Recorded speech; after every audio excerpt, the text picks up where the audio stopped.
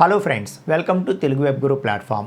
Friends, ఈరోజు మనం ఒక ఇంపార్టెంట్ టాపిక్ మాట్లాడబోతున్నాం.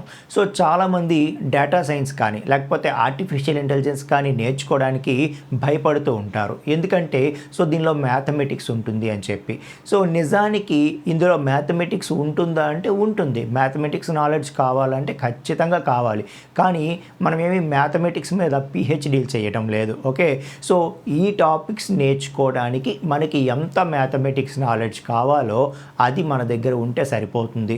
సో అది తెలుసుకోకుండా చాలామంది ఒక మంచి ఫ్యూచర్ ఇచ్చేటటువంటి ఏఐ కానీ డేటా సైన్స్ కానీ ఇటువంటివి ఏవైతే ఉన్నాయో వీటిని దూరం చేసుకుంటున్నారు అనవసరంగా. కాబట్టి ఈరోజు వీడియోలో నిజానికి ఏఐకి ఎంత మ్యాథమెటిక్స్ అవసరము, ఎందుకు అవసరం, డేటా సైన్స్కి ఎంత మ్యాథమెటిక్స్ అవసరము, ఎందుకు అవసరం అన్నది చాలా క్లియర్గా మాట్లాడదాం. సో దట్ మీకు ఒక కంప్లీట్ పిక్చర్ అనేది దీని మీద వస్తుందన్నమాట. ఫస్ట్ మనం డేటా సైన్స్ గురించి మాట్లాడితే డేటా సైన్స్కి మ్యాథమెటిక్స్ అవసరమా అంటే అవసరమే. ఎంత అవసరము? ఒక మోడరేట్ లెవెల్ వరకు అవసరం. అందులో కూడా ఏం అవసరము?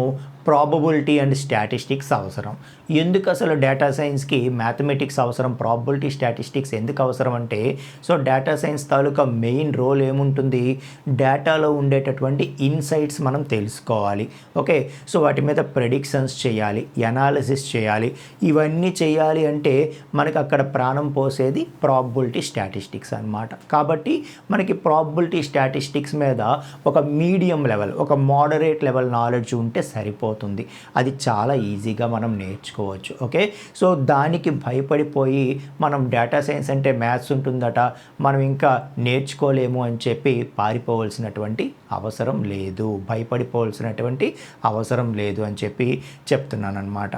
ఇందులో మనకి mean, median, standard deviation, so ఇలా మనం కొన్ని కాన్సెప్ట్స్ ఉంటాయి. వీటిని బాగా నేర్చుకుంటే మనకు సరిపోతుంది.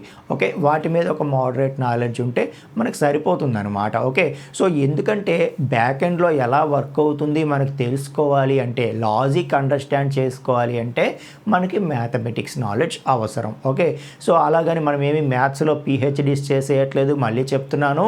సో అనవసరంగా భయపడిపోయి మంచి ఫ్యూచర్ ఇచ్చే టెక్నాలజీస్కి దూరం అయిపోకండి. ఓకే, ఇక మనం ఆర్టిఫిషియల్ ఇంటెలిజెన్స్ గురించి మాట్లాడితే దీనికి కూడా మ్యాథ్స్ అవసరమే. ఏం అవసరం? ఇందులో మనకి లీనియర్ ఆల్జీబ్రా కానీ క్యాలిక్యులస్ కానీ అవసరం అన్నమాట. సో ఎందుకు ఇక్కడ మ్యాథమెటిక్స్ అవసరము అంటే కంప్యూటర్ ప్రతిదీ కూడా నెంబర్స్లోనే ప్రాసెస్ చేస్తుంది కదా.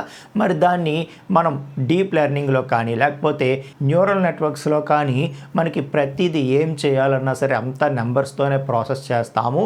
ఆ నెంబర్స్తో ప్రాసెస్ చేయడానికి మనకి యూజ్ అయ్యేదే ఈ యొక్క లీనియర్ ఆల్జీబ్రా కావచ్చు, లేకపోతే ఈ క్యాలిక్యులస్ కావచ్చు. సో ఇందులో మనం వెక్టార్సు, మ్యాట్రిసెస్ వీటి గురించి బాగా నేర్చుకోవాల్సి ఉంటుందన్నమాట.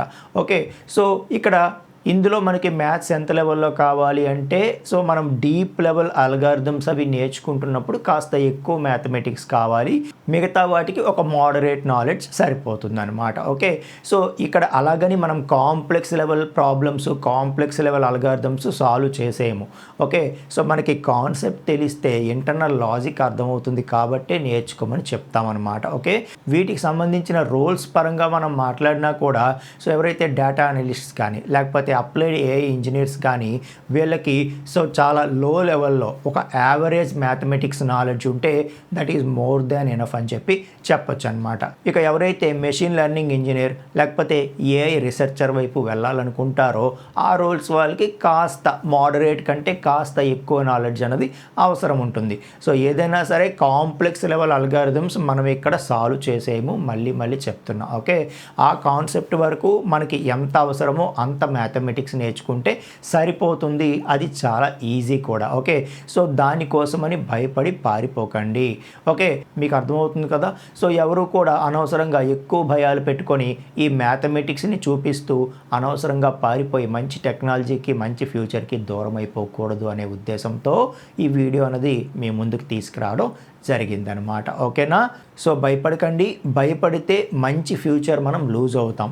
ఓకే. సో మంచి ఫ్యూచర్, చాలా హై లెవెల్ ఫ్యూచర్ కావాలి అంటే ఖచ్చితంగా కాస్త హార్డ్ వర్క్ పెట్టాలి, కాస్త బ్రెయిన్ పెట్టాలి ఖచ్చితంగా.